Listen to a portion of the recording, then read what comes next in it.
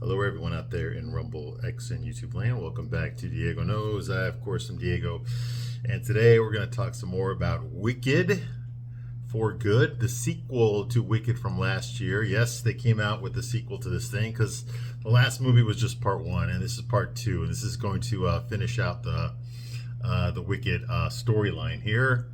Okay. Yeah, I reviewed the last Wicked movie. That's why I'm reviewing this one, okay? Because I have read the book. Like, I got it right here. Wicked by Gregory Maguire. Okay, I listened to this entire thing. This is CD. That's how long ago I got it, okay? CD, and I paid full price for it. I don't know how much it was. It was expensive, I know that. It's unabridged. So it was, oh my God. I spent $50 on this thing, and this was like 20-something years ago. God damn. Yeah, but I did enjoy it. I did enjoy the book, all right? I listened to the whole thing. I was working on a comic book back then, so I was drawing a lot, okay? Because I was self-publishing a comic book. And I remember I had something on, you know. I'd always listen to something, either on TV or something, and I just listened to this while I was drawing, so I got to get the whole story, okay? And I enjoyed the book a lot. I thought it was pretty good. I thought it was a nice take on The Wizard of Oz. Okay, but I'm a big fan of the 1939 movie. I grew up watching it. We all did. Okay, whenever they show it, like at the Alamo Drafthouse or something, I took my son to go see it in a theater, you know, the way I wish I had seen it. I watched it, you know, every year around Thanksgiving, they would play it on TV, you know. So I was a big fan of the old movie, okay, especially when I was a kid. All right, so they were going to add on to that, you know, mythos or something. I thought that was a pretty interesting idea. And the fact that they decided to make the Wicked Witch of the West the main character, and it turns out she's not wicked at all, I was like, okay, how are you going to make this work? Well, they made her sympathetic, and you realize that it's all a big misunderstanding as far as her being evil. She's not evil. She's just labeled as evil because of some horrible propaganda they got against her. So people believe that she is wicked, and they want her dead, okay? But only a few people know the truth. But even the ones that know the truth, they play along with it as well. You know, they encourage it. Okay, they're part of the system, the corrupt system. You know, like Glinda. Glinda is Elphaba. That's the Wicked Witch of the West. Is Elphaba's best friend. Okay, Glinda is the good witch of the North. Okay, as they showed her in the original movie. Okay, but she knows that Elphaba's not evil. They're best friends, but she plays along with it. Okay, because she has a high status in Oz. Okay, she's like basically the poster child for the Wizard of Oz. Okay, she represents everything that's good about the Emerald City and about the land of Oz. Okay, so they use a propaganda to you know, PR. They use PR to promote her as this wonderful, virtuous thing, all powerful, you know, good witch. You know, Glinda the Good is what they call her. Okay, so she'll show up with her wand, you know, her flying bubble, you know, and she'll grant your wishes, and she'll, you know, maintain justice and all that. And she's such a nice and lovely person. Well, all that's bullshit. It's all just propaganda, you know. And Elphaba understands this. Okay, she's labeled as wicked because she went against the wizard. The wizard had plans for her. Okay, because she can actually use magic. Okay, the wizard can't use magic. He's a fraud. Okay, he's a carnival barker from Omaha, Nebraska, who ended up in the land of Oz. Okay, and used his trickery, you know, his carnival tricks. Okay, in order to take over. Okay, he's an engineer. You know, he has no powers. All right, so but he needs someone who does have powers so that he can more effectively rule the land of Oz. And here's Elphaba, who actually has powers. It's not explained how she got them. Okay, but she was born with green skin because her mom was drinking some green liquid, okay, when she was cheating on her husband with the Wizard of Oz, Oscar Diggs, Oscar Zoroaster Diggs, hence Oz. That's the wizard's real name, in case you didn't know. Okay, while she was cheating on her husband, the governor of Munchkinland, Frexbar, Throp, she was Melina. She was cheating on him with Oscar Diggs, the Wizard of Oz. Okay, and she was drinking that green liquid, which is the reason her daughter was born with green skin. Elphaba, her second daughter. Okay, I think it's, or maybe no, her first daughter, Elphaba. Okay, so but that explains the green skin Elphaba had, but it does not explain her. It doesn't explain her powers. Like, how does she have like magical power? Like, she has telekinesis. You know, she has all sorts of things that she can do. She can leap higher than a normal human being. Okay, so it's not understood how that is. Never explained. Okay, But because of all this, okay, she's the chosen one. Get it? Okay, like we haven't seen that before. All right, so she actually has powers, and the wizard needs her because he's got a book, a magical book, but he can't read it, so he can't cast any of the spells that are in it. It's called the Grimoire. But Elphaba, because she's the chosen one, and because she's born with green skin, and she's born with magical powers, she automatically knows how to read the book, so she can cast spells. Now, she can't cast them very well, but she can actually cast spells with this book. However, when you cast spells from the Grimoire, they cannot be undone. They're permanent. For example, the wizard tricks her into reading the book so that all of his monkeys, his blue monkeys, can grow wings. And now he can use them as spies. They can fly around Oz and report information back to him. Okay, see what I mean? So he manipulated her into doing that. All right. So that's her purpose. Okay. However, she realized that the wizard is actually the one who's persecuting all the animals in Oz. Okay, he's basically turned them into the Jews of Eastern Europe. Okay, okay, in the 1930s. Okay, what Hitler did. So so the animals are being persecuted. Okay, they're starting to lose their rights. They're being hazed. Okay, they're being discriminated against. So they're starting to flee. All right, and of course Elphaba figures this out because of course you can't be a hero in these libtard movies unless you are an activist. Okay, and so Elphaba puts on her Antifa hat. Okay, and just decides to go against Trump. I mean, against the wizard. This white piece of crap. Who's manipulating everybody. Who's evil. He's a fascist. Okay, and she's gonna stick up for all the poor animals that are being deported. Exactly, right? Okay, so all this is going on, okay? And so, of course, she's an activist, okay? That's what makes her a hero, is she's a friggin' activist. Okay, she'll throw like fireballs at the police and stuff like that. Riot. Do fucking little donut circles with her hot rod in the middle of fucking downtown Emerald City. That kind of stuff. The typical stuff. Shoot at cops. That kind of thing. Anyway, so she's a hero. All right, so that's all that's going on here in Oz. Because she went against the wizard, they got to find someone to be the poster child for magic. Okay, the wizard does not like to come out. Okay, nobody really knows what only a few people know that the wizard is a human being. Okay, anyone who's gone to his palace just sees this giant mechanical head that looks like a Jewish guy. Okay, and were there any Jews? Wait a minute, were there any Jewish people in Kansas back in 1900 when the book came out? No, I don't think there was that many. I don't think there was that many, but apparently there is now. Okay, so just go with it. No, the majority of the Jews in America started coming over here like around World War I, right after World War I. Okay, just so you know. All right.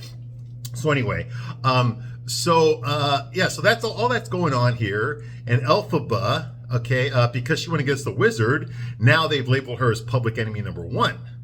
Okay, and so they had this huge propaganda campaign against her, and they boosted up Glinda, and they've degraded, okay, Elphaba. Okay, so that's what everyone sees. Everyone looks at Glinda, and there's posters of her as the good guy, and everyone looks at the posters of Elphaba as the bad guy. So that's pretty much where everyone is, okay, right now. Okay, wow, isn't it weird how PR can just do that? Isn't it kind of similar to real life? Where all they have to do, or one channel can report on something, and all of a sudden the leader is the bad guy, but another channel reports the exact same thing, but the leader is virtuous in that one. But yet they're both reporting about the exact same event. Go figure. You see what I mean? It's kind of like they pick and choose. They cherry pick what information you're going to get and what information you're not going to get. You see what I mean? Isn't it weird how that kind of like parallels real life? You see what I mean? Okay, and that's what's going on here. Okay, and I think that the writers, this book was written in 1995. Okay, it's written by a gay guy, Gregory. Of course. Oh, you thought a straight guy wrote this? What planet are you on? Okay, and it was adapted into a play in the early 2000s. Actually, I think it was Demi Moore actually had the rights to it. Okay, and then she sold it to another company. Universal eventually got it. Okay, and they adapted it into a movie. I'm sorry, Demi Moore had the film rights, okay? But it was adapted into a Broadway play by this guy named Stephen Schwartz, okay, who, by the way, don't tell anyone, but he's gay. Now, he was living with a woman for a long time that he was married to, and he had children with her, but then a few years later on, okay, he came out with his lover, who has a penis, by the way. So he was gay. He's gay. Okay, Stephen Schwartz, and he hired a bunch of gay people to be in the Broadway show because it's Broadway. You'd be lucky if you can find one straight guy in Broadway. Okay, so that's why that's where all the gay overtones come from. It's from the Broadway show. Okay. Now, the women tend to be straight. I mean, there's a few lesbians here and there, but the women tend to be straight, okay, on Broadway. The men are, for the majority, are gay, okay? It's like 60% of all men on Broadway shows are gay, okay? It's like 40% are straight. And I'm telling you the truth, I've done musical theater, okay? I've done acting, okay? I'm telling you, okay? There's a lot more gay guys. It's not equal, okay? It's not equal, all right? So anyway, I was one of the few straight guys, okay, that was in that stuff, all right? So that's what happened. It became a huge hit. Okay, the what do you call it? The Wicked musical, huge hit. You've all seen the posters. You know, you got the Elphaba with the brim. You can't see her eyes, and then Glinda in the white is whispering in her ear, and Elphaba's kind of like smirking. You've all seen it. Okay, it's a huge hit. It was made very famous by two actresses and singers. I forgot their names, but I do know one of Kristen Chenoweth. Sorry, she played Glinda. She's too old to play the role anymore, but she does have a cameo in the Wicked movie in part one. Not in this one, but in part one she had a cameo. Okay, she's the one that's been playing Glinda for the past like 20 years or something. Okay, and then you've got Idina Menzel. Okay, and she's been playing Elphaba for the past 20 plus years on Broadway, and she also had a cameo in the Wicked part one. Okay, the one that came out last year. Okay, at one point you had both Glinda's, Kristen Chenoweth and Ariana Grande, and you also had Cynthia Erivo and Idina Menzel together on the other side of the screen. So you had all four of them up there at one point in the last movie.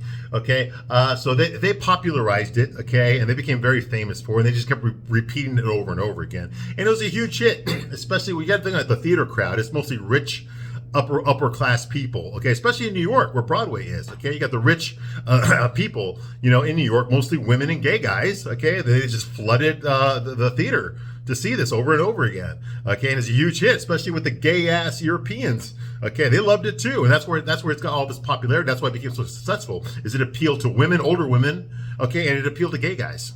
Okay. Which is the majority of people that watch fucking Broadway shows, all right? Unless their wives drag them into the theater, okay?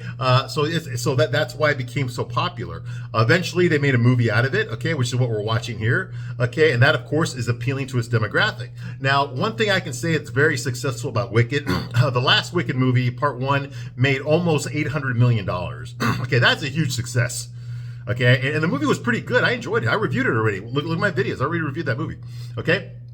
There were some things wrong with it. It was woke as fuck, but the audience it was catering to was also woke as fuck. Okay, I'm not the target audience here. Okay, it's old ladies, gay guys. Okay, and little girls, old ladies, and gay guys. That's who Wicked is for. It's not for me.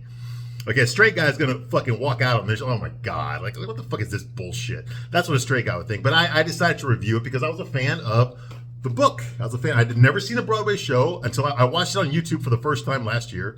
Okay, so I know what happens in the Broadway show, but I'd never seen the Broadway show. Okay, I've only read this, listened to this. Okay, so I already reviewed that movie. Okay, but one of the things that's most successful about Wicked, what makes it very successful, is it knows who it's catering to. Okay, it knows damn well this movie is for women. Okay, mostly women and gay guys. And it succeeds in that. It gives you exactly what women and gay guys want in a fucking movie. They want colorful, beautiful outfits, beautiful scenery, lots of people talking and singing about their feelings and crying and cute, cutty animals, okay? And friendship and relationship drama. Ooh, who's sleeping with who? Look at that. Have you seen her nails? Oh my God. You know, that kind of shit. Okay, the gay stuff. Okay, that's the stuff women like. They like the whole soap opera thing, the love triangles, okay? The singing and leaping and screaming and about love, the crying, all that kind of. Women love that shit, okay? And this movie gives it to you. It gives you songs. The songs are not as good as in the last movie. They're not nearly as close, okay? I mean, Defying Gravity, oh my God, dude, I can't get that song in my head. Okay, and I never heard that song before until I saw the first Wicked movie, and now I can't get it out of my head. I remember that song. Okay, that tells you it's a good song. Okay, the last movie had a lot more songs, better songs in it than this one does. I can't remember hardly any of the songs in here. Okay, and I'm reviewing it, and I barely remember the songs. Okay, because the songs aren't as good. All right. But it knows who its target audience, and it gives you exactly what you want. If you're running a business and you want to be successful, you have to give the customer what they want. You have to give the customer what they want. Okay? And this movie succeeds in that. Now, can you imagine what would happen if they took this Wicked movie and they injected testosterone into it? You know, you get some sort of Arnold Schwarzenegger clone, and he's in there with his fucking machine guns, and he's hunting a fucking predator, while Glinda and Elphaba are over here crying about a guy.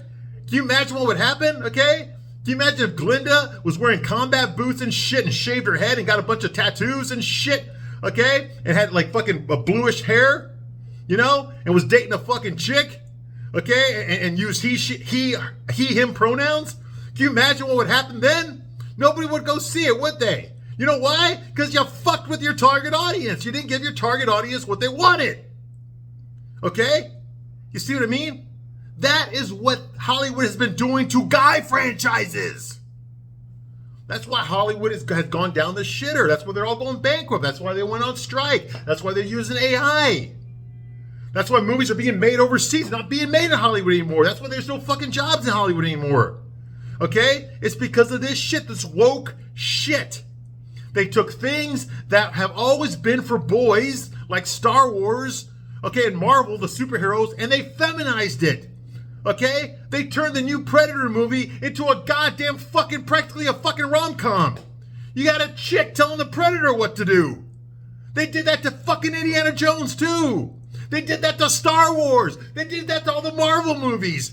Even a Marvel movie that's about a guy, there's always a boss bitch telling him what the fuck to do. You see what I mean? They took things that were supposed to be for boys and they feminized it to get women to watch. But women don't care about that shit. Women don't give a shit about Predator. We give a shit about Predator. And you fucked us. You made it feminine. And you'll wonder why Hollywood is fucking dying. You see what I mean? And they did it to Indiana Jones. They did it to Star Wars. They did it to Marvel. Nobody wants to see another Marvel movie. This Avengers Doomsday is going to it's going to shit the bed. And you know why? Because they're going to feminize it. Because the women are going to be in charge. And the men are just going to be fucking suck dicks. But they always fucking do. But they would never do that to a female franchise. They didn't do it to Barbie. You notice that? They didn't do it to Barbie. That movie was very feminine. And somehow, despite all the feminism that was in Barbie, all the misandry that was in Barbie, Ken came across as the most interesting character in the whole fucking movie. Ken's what saved the movie. Weird, isn't it? You know, but even like The Fall Guy, that came out, last year? With Ryan, because I'm thinking about Ryan Gosling now. That was with Emily Blunt, right? That movie flopped because I used to watch The Fall Guy when I was a kid in the 80s. Okay, that was Lee Majors. You know, I love even sang the fucking theme to the TV show. I might fall from a tall building. I might own a brand new car. Cause I'm the unknown stuntman that made Eastwood go so far. Ooh. Okay, anyway, I guess the rest of it. But the point is, that was a masculine brand based on a masculine TV show. And they fucked it in the ass. And they turned it female. They turned Heather Thomas's character. She was like the bikini hot babe on the show, and they turned her into the boss bitch Emily Blunt, who never wears a bikini. Okay, you know, basically they turned fucking Colt Seavers, the main character, the stuntman himself, the Fall Guy himself, and they turned him into a fucking beta male, a whining, crying, depressed beta male who can't get that one girl out of his mind. Oh, who loves to beat himself up on top. Who's always getting his ass kicked throughout the whole movie. You know, and screaming about it.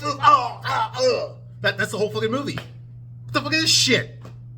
You see what I mean? Where's the masculinity? There isn't any. You see? They've ruined guy movies, but look at Wicked. Look at how much respect they give it. Do you see the hypocrisy here? Do you see how it's rules for thee, but not for me? Okay, they're not gonna put masculine energy into fucking Wicked, but they're gonna put feminine energy into every single male franchise that's out there. And that's bullshit. One of the reasons that Wicked was so good, one of the reasons it was so successful last year is because it stuck to its feminine and gay values.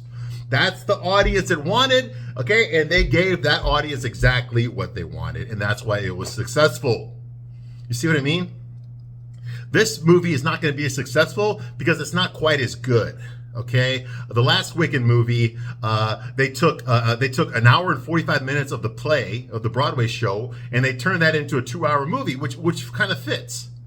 However, Act 2 of the Broadway play is only 45 minutes long, so they're taking a 45-minute long play, and they're turning that into a 2-hour movie. Well, they're gonna have to add a lot of stuff. I mean, the pacing is gonna be off. Everything is gonna drag. You know? So I was kind of hoping that if they're going to make a 45-minute act into a 2-hour movie, maybe we can get more of Dorothy. You know what I mean? More Dorothy with the Tin Man and all that kind of stuff, you know? But we didn't. We got some origins, but we didn't get any interactions between our three main, the Tin Man, the Scarecrow, and the Cowardly Lion with Dorothy. We didn't get any interactions with that. We got no interactions of Dorothy with Elphaba. All that's done off screen. You see what I mean? And to me, that was like, what the fuck? I was kind of hoping you would have added more with Dorothy there. Dorothy is Elphaba's primary antagonist. Okay? And this movie treats her like she's off screen somewhere. You see what I mean? And that's not what she's the main character. Okay? She is Elphaba's antagonist. Okay? We need to see her. We need to see her interact with Elphaba. We need to see that whole dichotomy. Okay? We got to see it. We already know Elphaba's point of view. Let's see it from Dorothy's point of view. Instead of us using our imagination to see that conversation happen, let's see it actually happen. Convince me of why Dorothy would think that Elphaba, who's not an evil person, would fucking want her dead. Show me that story, because the play didn't show me that story, and the book did not show me that story. You see what I mean? They kind of glossed over that. Even this book contradicted the Wizard of Oz movie. You see what I mean? And so did the Broadway play. Okay? In this movie, when Elphaba gets doused with water, it's just her and Dorothy in the room. And we know goddamn well that's not how it happened. Okay? The Scarecrow was there. The Tin Man was there. The Cowardly Lion, her guards, her Cossacks, okay, were there. Toto was there. Okay? There was lots of witnesses to this. Don't forget, she was saying, oh, what a world, my beautiful, how could you destroy my beautiful wickedness? Okay? This didn't explain Elphaba's speech about that. And neither did the play, and neither did this movie. Why would Elphaba say, what a world, how could you destroy my beautiful wickedness? Why would Elphaba say that? You see what I mean? In the movie, she just doesn't say it. There you go. You see what I mean? They're rewriting the whole story, okay? That kind of takes me out of the movie, okay?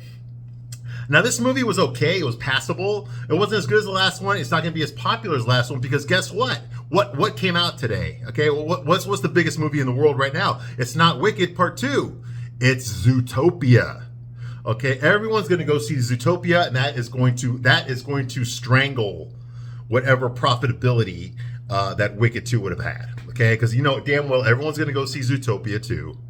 Okay, that movie is 10 years. That people wait 10 years for that movie. They're going to go see Zootopia 2. You know damn well that's going to happen. Okay, so that's pretty much the end of Wicked. It had a strong opening though, but I think it's gonna collapse. We'll see what happens after this weekend. Okay, but I'm pretty sure it's gonna collapse because nobody goes to theaters anymore. Much less they're gonna go to the theater twice in one weekend. Okay, and one of those movies to see it again. I doubt that. I doubt that very much. All right. I think they're all going to see Zootopia. Okay, so anyway, let's talk about where we left off. All right, so when the movie begins here, Wicked for Good, it's 5 years later, okay, after the events of Wicked 1. Elphaba is still a fugitive. Everyone's looking for her. Okay, nobody knows where she's hiding. She's hiding somewhere in Oz. She's, like I said, she's an animal rights activist, so she's at war with the wizard. Guards, you see the guards are forcing animals to construct the yellow brick road. Okay, that's like some bison or some buffalo or something. They're forcing them to build this road. They're like whipping them and shit. And you see all these golden bricks everywhere, yellow bricks everywhere. Okay, Elphaba frees the bison. Okay, and then she beats the crap out of all the guards that were whipping the bison. Okay, she whips them up, throws them in the air, slams them. At one point, a female guard gets thrown into some gold paint, some yellow paint and stuff like that. They just get made a fool of. And one of the guards is such a suck dick that he runs away. He runs away and just runs down the flower field, yelling, "Ah, the Wicked Witch is back! Ah!" And he's a fat fuck, of course, but he's running towards the elements and warning everybody that the Wicked Witch of the West has returned and she's attacking us. And all that kind of crap. All right. Okay, so she humiliates all the guards. Okay, she flies around and makes her entrance, and then she uses her broomstick like a skateboard. Okay, while the fat ass guard runs back to Warren Emerald City. Okay, that's where we get the credits. Okay, Wicked for good. Okay, Madame Morrible, you remember her, Michelle Yeoh, the only Asian, well, she's the only female Asian in this movie. Okay, because they get her for everything. She's automatic Asian. If you need an older Asian woman in any big budget movie in Hollywood, you automatically get Michelle Yeoh. Don't get anybody else. There are no other actresses that can do that. Okay, Madame Morrible, she makes propaganda speeches with her white wig. She barely speaks English, okay? And she sings in the movie, which is a terrible choice. She's not a fucking singer, okay? Madame Morrible makes propaganda speeches on the intercom to the citizens of Oz, speeches about how the Wicked Witch of the West, okay, how evil she is and how much dangerous she is and all that kind of crap. Okay, and everyone starts singing "Save Us from the Wicked," okay, which I guess is a new song. I don't know. It's not catchy or anything, okay? Not like the other one was, okay? We're going to kill her, all that kind of stuff, whatever. Okay, Elphaba we find out Elphaba lives alone in a fucking treehouse with a bunch of memorabilia from the first movie. Okay?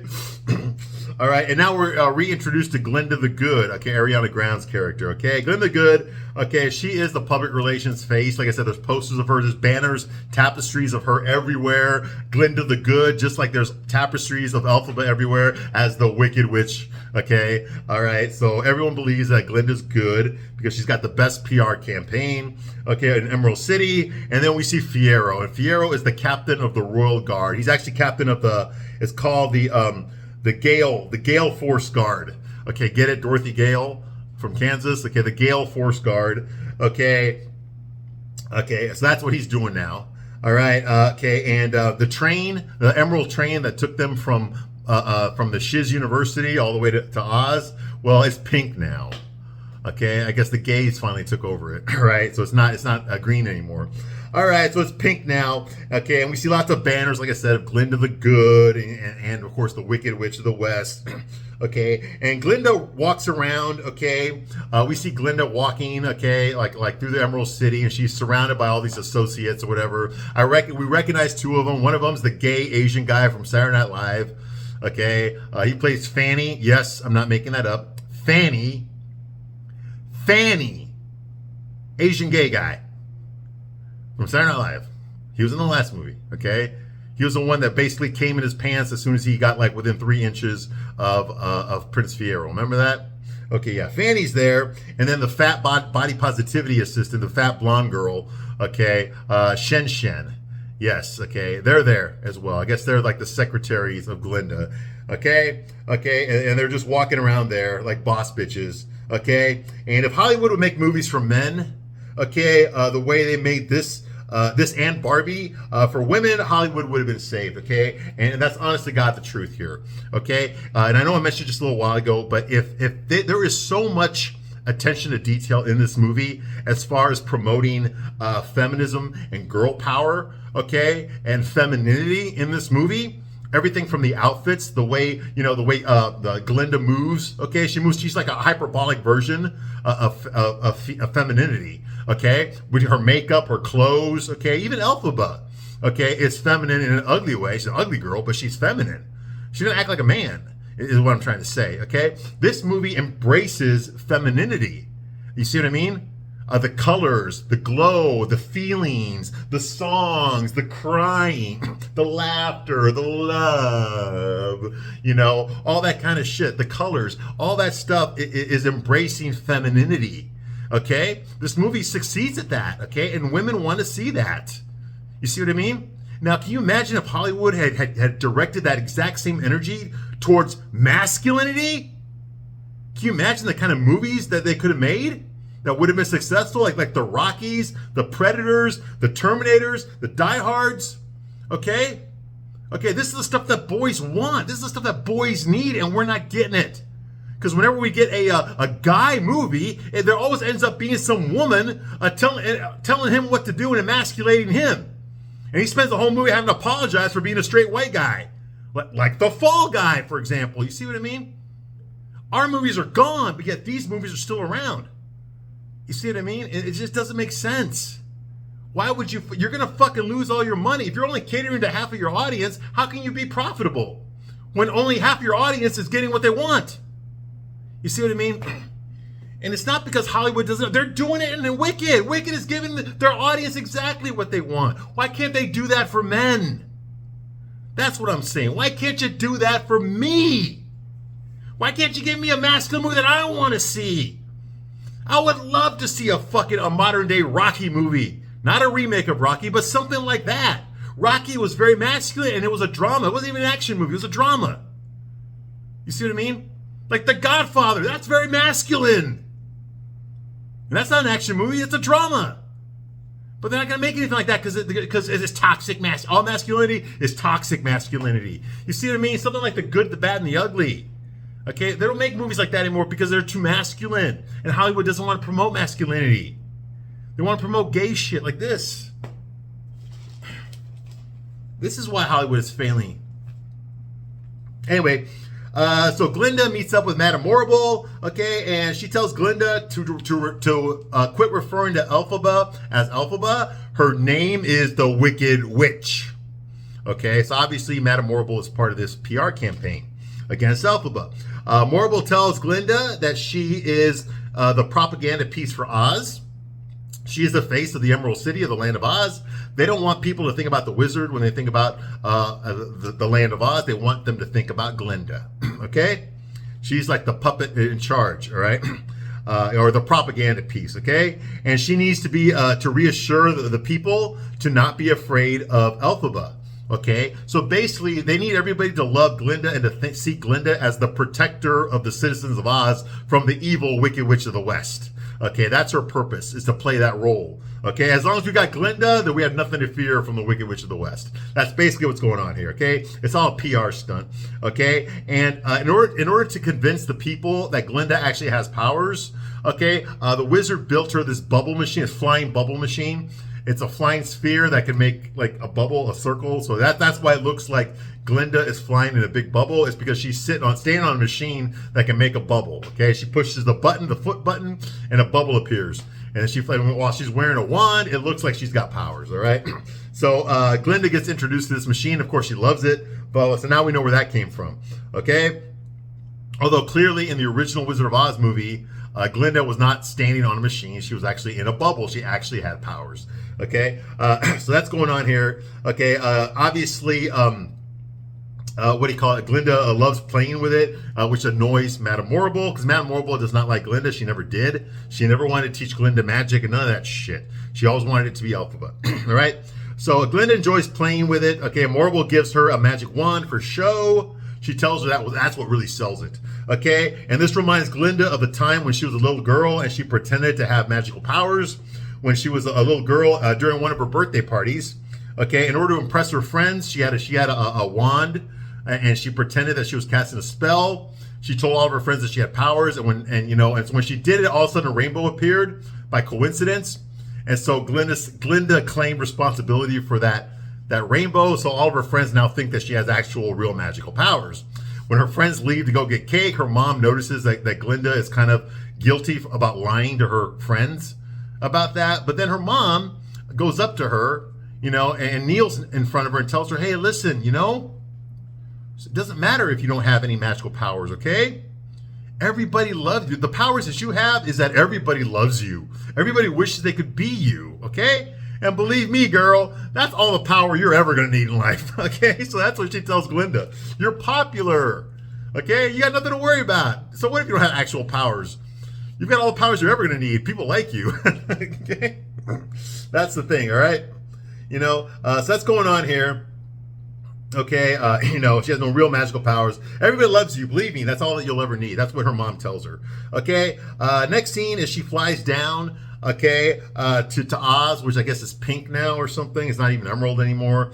Okay, and she's in her flying bubble, and she's greeted by Fiyero, who apparently is her boyfriend now. Okay, even though he's played by Jonathan Bailey, who is unabashedly gay as fuck. Okay, but he's playing a straight guy, because that's allowed. A straight guy cannot play a gay guy in a movie, but a gay guy can play a straight guy in a movie. That's fine, because all those that's what all those fucking disgusting little cisgendered hetero men deserve. Okay, yeah, so that's going on here. Okay, and it turns out he's the captain of the guard, like I said, of the Gale Force Guard. Their job is to capture Elphaba. Okay, so find Elphaba and capture her, and obviously they haven't found her yet. Okay, gay as fuck. Okay, and it's a celebration of the yellow. Okay, the reason everybody's celebrating right now is they've just completed building the Yellow Brick Road. Okay, it's done. Okay, and so now they're going to celebrate it. From now, all roads lead back to Oz. You see what I mean? So they're excited about that. Okay, it's the opening for the Yellow Brick Road. All roads lead back to the Wizard now. Okay, that's a good thing. Fiyero announces that the reason he became captain of the guard, okay, is captain of the Gale Force Guard, is to find Elphaba. Okay, and he's finding it frustrating. He's been searching for her for 5 years now. He still can't find her. Okay, but he wants to be the first one to find her. Okay, and the real reason he wants to find her first is because he knows damn well that once she gets caught, she's going to get killed. She's going to get murdered. So if he catches her, she won't die. He'll make sure she doesn't die. But if someone else catches her, they're going to kill her, okay? Despite the fact that Elphaba's the most powerful person in Oz. I mean, she's got the Grimoire book, and she's got her own powers without the Grimoire book. Okay, nobody can stop her. She's got the flying broomstick. Nobody's got anything like that. Nobody can fight Elphaba. Okay, she can kill the wizard anytime she wants. She can take over Oz anytime she wants. Okay, but she won't. And we don't know why. It's never explained why. Okay? So Fiyero announces that's why he became the captain of the Gale Force Guard. Okay, Madame Morble announces that without Fiyero knowing, that Prince Fiyero and Glinda are now officially engaged. Now this hits Fiyero from left field. Like, what the hell? Because he's gay. Well, supposedly he's straight. Okay, and by straight I mean he's not heterosexual. Okay, he likes ugly girls. When good-looking men are in love with ugly women, okay, that should tell you something. Okay, you're not fooling anybody, Fiyero. All right. Anyway, so this comes as a shock to him, and of course, Glinda says it was supposed to be a surprise. Okay, so he doesn't love Glinda at all. We established that in the last movie. Okay, he's surprised by this. Okay, of course he's surprised because he's fucking gay. All right, Glinda sings "We Couldn't Be Happier," which is kind of a nice song. All right, to the crowd to announce to everybody, basically, I'm happy. I'm going to marry Fiyero now. Blah blah blah. And Madame Morble reminds the crowd of the threat of the Wicked Witch of the West. Everyone, you need to be afraid of her because she's under your bed. You never know when she's going to attack again. Okay, and people are spreading rumors about her. Okay, like the populace are saying stupid things about her. One of them says, I heard her soul is so unclean that pure water can melt her. So they're foreshadowing how she's going to die by water, okay? Fiyero and Glinda do not like these rumors, okay, because they both know Elphaba. They both know she's not evil. She's not a horrible person. But they're over here listening to all these people say terrible things about her, okay? And that kind of bothers them, despite the fact that they're the problem. They agreed to be part of this propaganda campaign against Elphaba. Okay? Anyway, so they go off to the corner to have a private conversation, Glinda and Fiyero. Okay? And he tells Glinda we should just run away from here. Let's drop this. Quit being fucking Glinda the Good. I'll quit being captain of the guard. Let's just get the fuck out of here. Okay? You know? But Glinda doesn't want to leave because she enjoys the high social status that she has. Okay, and she convinces, and she loves all the attention that she gets. Okay, the way everyone loves her so much, she can't give that up. It's intoxicating. Okay, she doesn't want to give that up. All right, and then what really convinces Fiyero to stay though is when Glinda tells her, "Hey, listen, she's been gone. Elphaba's been gone for 5 years. Okay, the reason you can't find her is because she doesn't want to be found. She left us. She doesn't want to come back. She doesn't want to be part of our lives again. She doesn't want to be part of our circle anymore. Okay." She wants to be out there where she is, okay? And you're not going to find her because she doesn't want to get caught. So once Fiyero realized, Elpha's not coming back to him, that's when he's, okay, fine, I'll marry you, Glinda. I'll make you, that's what you want to be happy, I'll marry you. That's something a gay guy would say, you know? He needs his beard in order to keep his job. Okay, that's going on here. Okay, you know, he reluctantly agrees to marry her, and then immediately he leaves her, okay? Glinda starts singing some more about how she couldn't be happier to the crowd. And you can tell that she's actually trying to convince herself that she's happy, not just the crowd. Okay. And she does, we see this fireworks show of smoke, of colored smoke and stuff. Okay. And then all of a sudden Elphaba arrives. She's flying overhead. above the city of Oz. Okay, she's flying in the air and she spells out something. She does some skywriting like she did in the original Wizard of Oz movie. She spells out, "Our wizard lies." Okay, well, the people are panicked because the Wicked Witch of the West is here. Everyone's screaming and shitting themselves and running around. They don't get a chance really to see that. Okay, so Madame Morrible sees it because nobody else does, and she uses her weather manipulating powers to change the words. Okay, she changes the words into Oz dies. In other words, now she's threatening to kill the wizard. Okay, and of course, everyone's scared now. Okay, Glinda's freaking out. Okay, of course, Fiyero sees this and goes, men, let's go after her. Okay, so he gathers the troops to go after her, to go chase her down on horseback, even though she's on a fucking broomstick that can go like 250 miles an hour. Okay, and Elphaba, of course, looks at this and she knows damn well this is not what she wrote. Okay, that Madame Morrible down there manipulated the letters to spell out Oz dies. Okay, and so she knows that it's a PR campaign. She's very well aware that the manipulation is still going on. Okay, I'm going to stop right here, but I'll be back to continue my review of Wicked for Good. I thank you very much for watching this long, and I'll see you soon in the next one. Bye.